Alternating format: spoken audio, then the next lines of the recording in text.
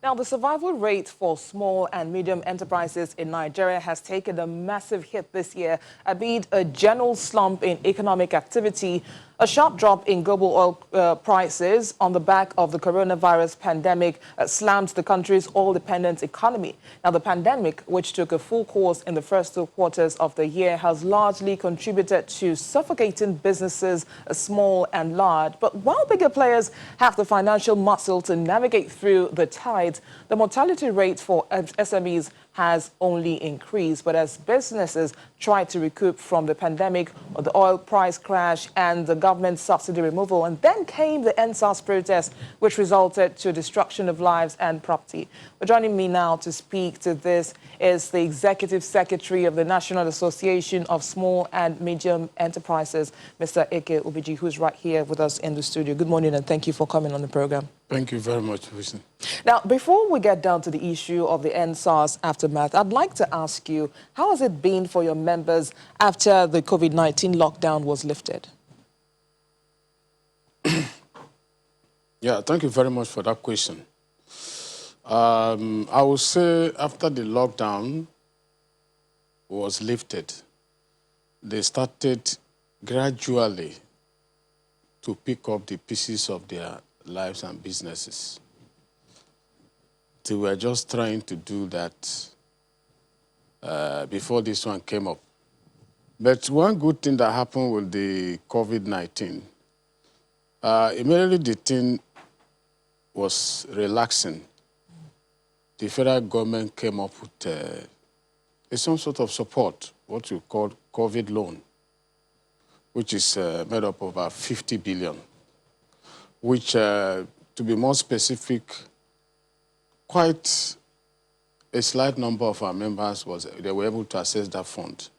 Though not the way expected, because the highest ceiling for that was to be 25 million. But I don't think, from my own record, any of our members got to that level. And when we took it up with NISAL, they said it's because if they are to go it that way, the number of people that will access the fund will be so minimal. So that's why they reduced hands so that they could spread it. Yeah. So quite a sizable number of them got it. Not so much the way we expect, but that's good. It's better than nothing. So that's that. And they are trying to start their life again. You know, when you are doing a business and something happened by sudden, it's not easy for you to pick up immediately. It takes a while. So that has been the situation. Now, before you entered into EndSARS, which is more recent. Yeah. So let's talk about the EndSARS now, the aftermath of the EndSARS now. How would you quantify the losses so far? To be very candid with you, the losses were quite enormous. How do you quantify them? In what way? Is it only in financial terms, man-hours, products lost, or what? It's really because even though the young men that were doing that were fighting a good cause, though along the line, hoodlums joined. The real EndSARS protesters were peaceful. Must give it to them. I know severally in front of my office, you see them march peacefully. They don't touch anybody. But when the bad guys, in quote, joined them, then the whole thing got disrupted. But sorry to interrupt you. Before it even got disrupted, while the protests were going on peacefully, there were issues of traffic gridlock, and that almost ground a lot of businesses to a halt. How about the implications of that? Yeah, with regards to hold-ups, anybody who is, I'm talking of Lagos where all of us are. All of us face traffic gridlock in Lagos. There's no doubt about that. But, you know, when these chaps are on the road, no matter where you're going to, you have to slow down. It affects business. Maybe you have business appointment, to catch up with in a particular bank, in a particular office, and all whatnot, and you are delayed. What are you going to do? It's a loss. It's a loss to the business owner, both on your own side and the other side too. Because two must agree to meet to do a transaction.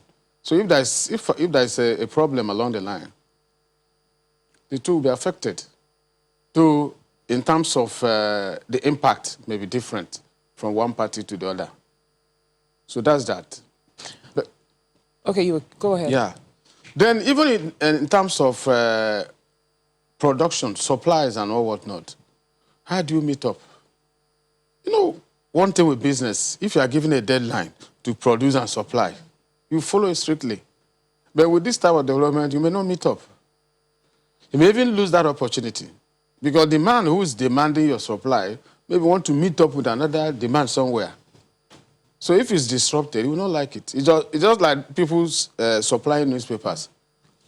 If newspapers in a particular day are not supplied, and you do anything, you fail to deliver it to the right place, it's gone. If it comes a day after, then that's a loss for the owner of the business.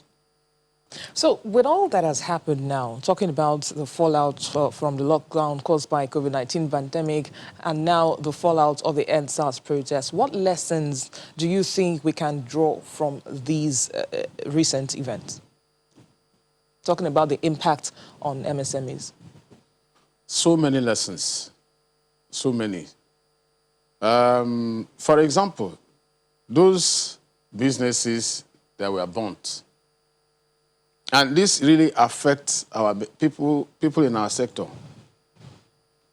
Sometimes when we tell some of them about insurance, insuring their business and all that, they will be treating it with levity. Not that a lot of, people don't do that. Some do it, but many don't take it serious. And why don't they take it seriously? You see, there's this impression in the country here that if you put money into insurance business, at the time you have any issue, they will not pay attention. So there are many players in the industry. You look out for the good ones that are very prompt and efficient. There are some of them in that regard. But branding everybody, and then at the end of the day, you run into problems. I want to give you an example. I'm not going to mention names or what. Somebody I know very well who runs a food beverage business. He has been in that business for years. It's a she, sorry. She has been in that business for years. But one funny thing happened around that business. It was not insured. And one day there was fire outbreak in the factory. Everything burned down. That was when he downed on the madam that, look, I've entered into prison. People ask, what do we go to your insurance? I say, no, he doesn't have insurance. In that case, who is to blame? Is it the insurance company or your member or what? And when the matter came up, say, you don't have insurance? Say, no. Say, no, you've made blunders. So that's a very big, important lesson we have to learn.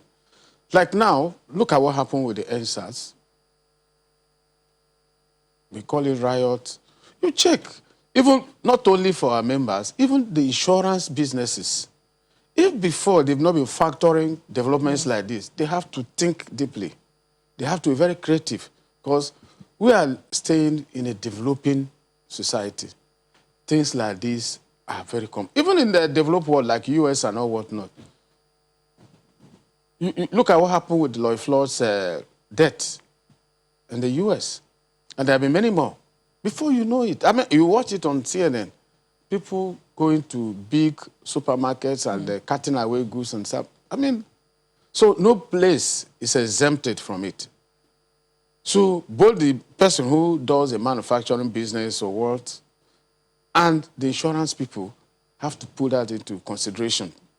Create a product in that regard and market it. Because of what has happened, people will take it seriously. If you come to market it, they say, what happened now will be a reference point. Say, what if it had happened to me? What would I have done? So it will sell. But sometimes we wait for things like this to happen. If there is peace, if you go to market, it will be a hard sell for you. People will say, well, no, when will it happen? Who are you sure? This and that. You know, we believe in Holy Ghost fire. So, Of course, we have a member, a stakeholder in the insurance sector coming on the program much later today to talk about the role of insurance companies, just like we've mentioned. But for those businesses now who are not insured, who have lost money, who have lost their valuables, you know, how do they begin to rebuild? Are we going to leave them because, oh, you didn't insure your business and so that's your headache, deal with it? How do they begin to rebuild their businesses? that's a very good question because, yeah, it has happened. Are we going to kill ourselves? But life must go on. So that's a very valid question. Now, I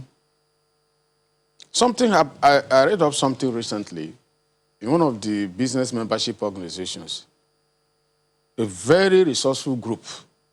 They call it the beer group. That's beer manufacturers. They have a group in that BMO. They set up a fund to assist businesses. Do you get what I'm saying? This one is internal support. So, okay, we are the beer group. We can provide this amount of money to support our less privileged and much affected members. That's one aspect. You saw what happened recently with Access Bank. Access Bank set up about 50 billion. But from the feelers I'm getting from our members, they're saying what they asked for is so much. I don't know. We need to test it properly. But I'm sure you're aware of that. You are in the business sector also. Access Bank did something banks have not been doing before. Set out 50 billion to assist businesses. And if it would work the way they said it, that would be very, very good. Then look at what happened with the COVID loan. Nobody ever thought that such a thing could come up from the Nigerian government. But the government was quite thoughtful. And though it didn't reach everybody, the government was thoughtful about that and brought out that money and made it in such a way that even the low of the lowest can access it. And most of the requirements that funders ask for, they try to set that aside. That is very, very good and it's commendable. Also now, I'm sure, I don't know if you've heard of the MSME Survivor Fund. I was just going to come to that. Yeah, the MSME Survivor Fund, which the Federal Ministry of Industry, Trade and Investment are really championing. It's also a welcome development. No, I'm sure when it started, because we are part of it, nobody had EndSARS in mind. Yeah, COVID had come and gone. Nobody had EndSARS in mind. And the colossal damage is going to cause. A lot of small businesses have closed shop.